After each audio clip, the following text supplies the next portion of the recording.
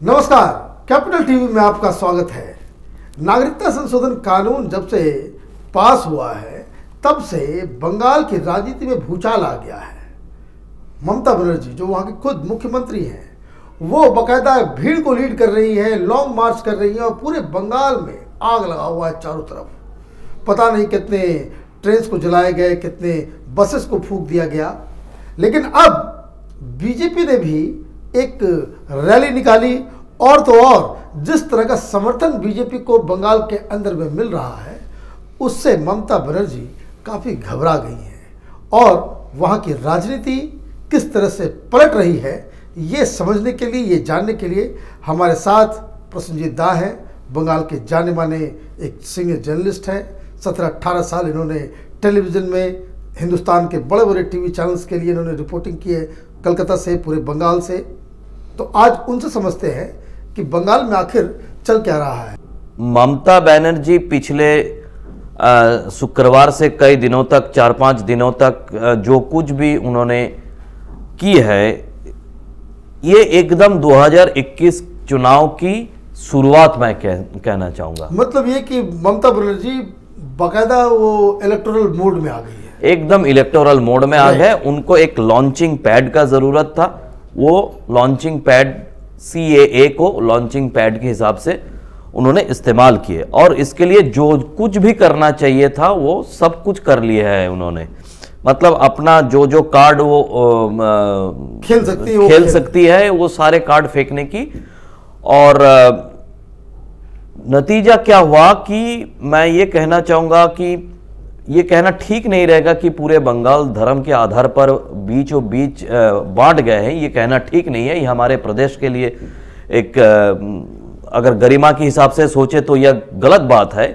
लेकिन ये सही है कि ये 4-5-6 दिन का कुछ लोगों की दबदबा के कारण बाकी लोगों की मन में जो एक भय नहीं कहूँगा, लेकिन एक जो असंतोष पैदा हो चुके हैं, उस असंतोष का एक नज़ारा बीजेपी का जो रैली है उस रैली में देखने को मिला। इतिहास में बीजेपी इतना बड़ा रैली कोलकाता में कभी कर नहीं पाया। ये पहली बार इतना बड़ा 1.5 लाख लोगों को एक जगह पे हाजिर करके, और ये भी सिर्फ साउथ बंगाल के लिए, जहां तक मुझे मालूम है। शायद नॉर्थ बंगाल में वो अलग से एक रैली करने की बात सोचे है। तो अगर सिर्फ साउथ बंगाल के लिए इतना बड़ा रैली वो कर सकता है, तो मैं ये भी कहूँगा कि बीजेपी भी अब इलेक्शन मोड में आने का मौका मिल गया है। मुझे एक चीज बताइए, जो आपकी बातों से समझ में आ रहा है, आप ये कहना चाह रहे हैं कि ममता बनर्जी ने जिस तरीके से CAA का इस्तेमाल किया और जिस तरीके से माइनॉरिटीज़ को मोबिलाइज किया, जिस तरह से मुसलमान सड़कों पे उतरे, जिस तरह से उन्होंने आगजनी की, जिस तरह का पूरा कोहराम मचाया, उसको लेकर के जो मेजॉरिटी कम्युनिटी है बंगाल के अंदर में, उनको लग रहा है कि ये ममता बनर्जी ने राजनीति के जो मर्यादा होते हैं उसका लक्ष्मण रेखा इन्होंने क्रॉस किया है। बिल्कुल। मैं और दूसरी बात आप ये कह रहे हैं कि जो लोग ममता के इस पूरे चीज से नाराज हैं, वो एक साइलेंट मेजॉरिटी है।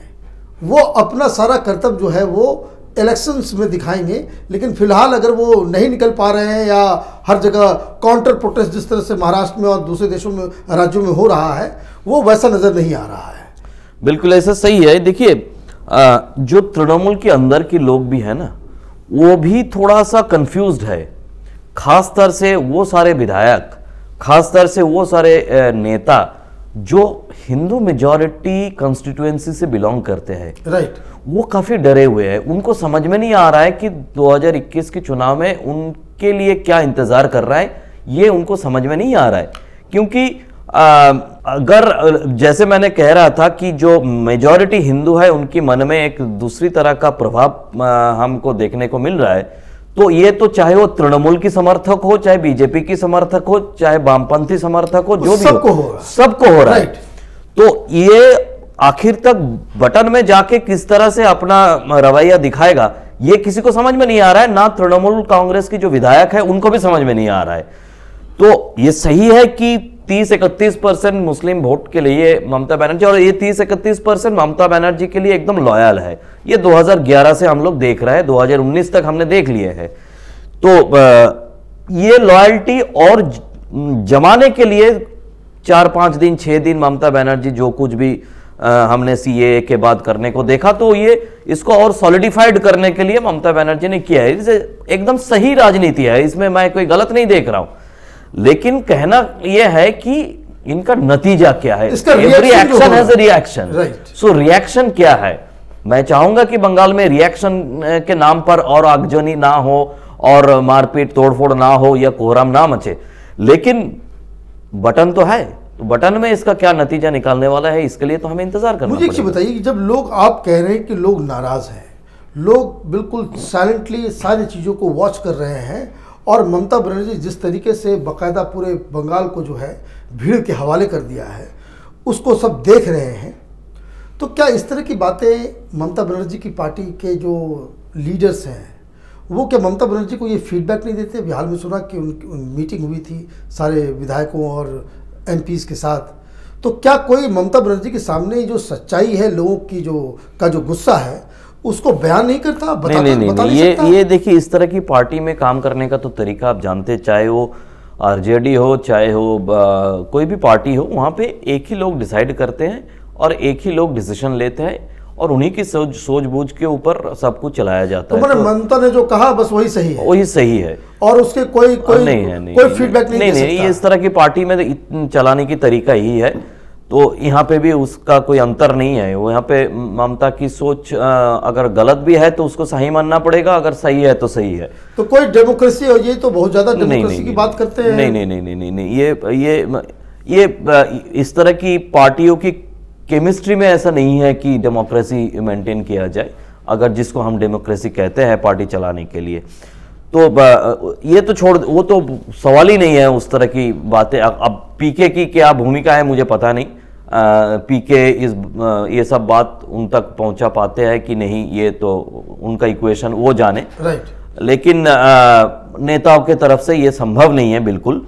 मैं एक बात और आपसे पूछना चाहता हूँ, क्या ये जो नाराजगी है, क्या बीजेपी जिस तरह से रैलीज कर रही है, जिससे सिर्फ अभी तो पहला आज हुआ जब हमने साउथ कलकत्ता में मैंने देखा, क्या इस तरह से बीजेपी क्या ऑर्गेनाइजेशनली इतनी स्ट्रांग है पूरे बंगाल के अंदर कि जो हिंदू मेजॉरिटी इलाका है वहाँ इस मुद्दे को लेकर के और ममता बनर्जी के खिलाफ एक बाकायदा माहौल क्रिएट कर सके? क्योंकि आप 2021 में चुनाव है, इस चीज़ को सस्टेन करके 1 साल तक लेके जाना भी बड़ा डिफ़िकल्ट है। उसके लिए ऑर्गेनाइजेशन चाहिए होते हैं, उसके लिए आपको लोकल लीडर्स चाहिए होते हैं। क्या वो स्थिति है बीजेपी की बंगाल में कि वो इस चीज़ को भुना सके? आप रैली देखकर समझ पा रहा है कि लोगों का समर्थन उनके लिए है, नहीं तो 18 सांसद भी जीत नहीं पाते, या पंचायत में भी जीत पाए, या इतने लोग भी साथ में आ गए। अब ये सही है कि बंगाल की चुनाव की तरीका कुछ अलग है। ऐसा नहीं है कि शांति से, जैसे झारखंड में माओवादी कुछ हमला छोड़ के झारखंड में भी शांति से चुनाव निकल गया, बंगाल में तृणमूल कांग्रेस का गुंडे चलता, बिहार और यूपी में भी लोग पहले कहते थे, लेकिन वहां पे आजकल शांति से वोट निकल जाते हैं। लेकिन बंगाल में चाहे वो एक कोऑपरेटिव का चुनाव भी हो ना जाए, या एक म्युनिसिपल की इलेक्शन हो, या कुछ भी हो, मतलब वहां जहां पे 2 गुट है, चाहे वो तृणमूल का 2 गुट हो, या तृणमूल बीजेपी हो, या वामपंथी बीजेपी, या वामपंथी तृणमूल, कुछ भी हो जाए, मारपीट होना तो तय है। इसका एक लंबी इतिहास है, वो तो छोड़ दीजिए, अलग बात है। मैं एक और सवाल पे आता हूं। अभी आज हाई कोर्ट ने ममता बनर्जी को उस चीज के लिए मना किया कि जो एक हमने कैपिटल टीवी में कुछ दिन पहले हमने दिखाया था कि किस तरीके से एक गैर कानूनी तरीके से वो एक ऐड चला रही थी सीएए के खिलाफ और एनआरसी के खिलाफ। तो आज उसमें हाई कोर्ट ने ममता सरकार को बाकायदा वार्न किया और उस सारे एडवर्टीजमेंट को विड्रॉ करने के लिए कहा है। क्या ये मैंने ऐसा क्यों हुआ? लोग तो कहते हैं कि ममता बनर्जी जो चाहती है वो बंगाल में करवा जाती है। नहीं, एक बात तो कहना जरूर मैं यहाँ पे मुनासिब समझूंगा, यह है कि अदालत है, चाहे उस अदालत तो है, चाहे किसी भी तरह से हो, अदालत है। और ये जो ऐड ममता बनर्जी की सरकार की तरफ से चलाया गया था, अगर मैं एक देश के नागरिक के हिसाब से बताऊं, एक पत्रकार के हिसाब से तो कई सारे चीजें बता सकता हूं, लेकिन एक नागरिक के हिसाब से बताऊं तो ये सिर्फ एक एड बंगाल में 356 लागू करने के लिए काफी था। राइट। क्योंकि आप पॉलिटिकल प्लेटफॉर्म से कुछ भी कहते रहे, ये आपका, you have a full right on that. आप किसी के खिलाफ जा सकते हो, आप किसी के खिलाफ बोल सकते हो, आप कुछ चीजों के बारे में आपकी नाराजगी, आरोप भी लगा सकते हो, आरोप भी कुछ भी कर सकते हो। लेकिन आप चीफ मिनिस्टर की चेयर में बैठ के, चाहे वो प्राइम मिनिस्टर की चेयर में बैठ के नरेंद्र मोदी हो, या चीफ मिनिस्टर की चेयर में बैठ के ममता बनर्जी हो, या चीफ मिनिस्टर की चेयर में बैठ के उद्धव ठाकरे हो, कोई नहीं कह सकता कि मैं देश की कानून नहीं मानूंगा या नहीं मानूंगी। ये ऑफिशियली इसको सरकार की पैसा खर्चा करके ये विज्ञापन कोई दे नहीं सकता। और साथ में प्रदेश की जितने सारे ऑफिसर्स हैं उनके खिलाफ भी एक्शन होनी चाहिए, क्योंकि वो सारे वहां पे सामने बैठे हुए थे। चीफ सेक्रेटरी से लेकर DG, police commissioner, DG law and order, home secretary, सारे लोग बैठे हुए थे। तो मुझे और ये पूरा शूटिंग जो है ममता बनर्जी के केबिन में किया, चीफ मिनिस्टर के ऑफिस का एक तस्वीर है। तो ये नहीं हो सकता है। तो ये हम कोई बता नहीं पाए बंगाल में। आखिर तक आज जब अदालत ने इसके बारे में अपना फैसला सुनाया, स्टे लगाया, तो इसके बाद ही हम कह पा रहे हैं, क्योंकि जैसे मैंने कहा कि हम नहीं कह पाते बंगाल में। एक बात और, ये जो उन्होंने एक यूएन जाने की बात कही कि इस मसले को हम यूएन लेकर के जाएंगे, और अब अचानक से मैंने देखा कि वो यू टर्न ले ली। ममता बनर्जी क्या डर गई? डर चीज का नाम तो उसमें नहीं है, लेकिन ये सच है कि राजनीति के नाम पर किसी भी हद तक जाने के लिए वो तैयार है। 2021 की चुनाव जीतने के लिए किसी हद तक जाने के लिए वो तैयार है। और उनको लगा 2019 की चुनाव के बाद, लोकसभा चुनाव के बाद, जो मेजॉरिटी हिंदू वोट शायद डिवीजन होने जा रहा है, या डिवीजन अगर ना भी हो लेकिन एन ब्लॉक उनको मिलने वाला नहीं है। वो उसका एक पोर्शन किसी दूसरे पार्टी को जाएगा, चाहे वो बीजेपी को जाए, चाहे दूसरे पार्टी को जाए। लेकिन she has concentrated on consolidating the minority vote 30 to 31%। और उनका सोच क्लियर है कि अगर इसे हम कंसोलिडेट कर पाते हैं तो हमारा सरकार में वापस आना तय है।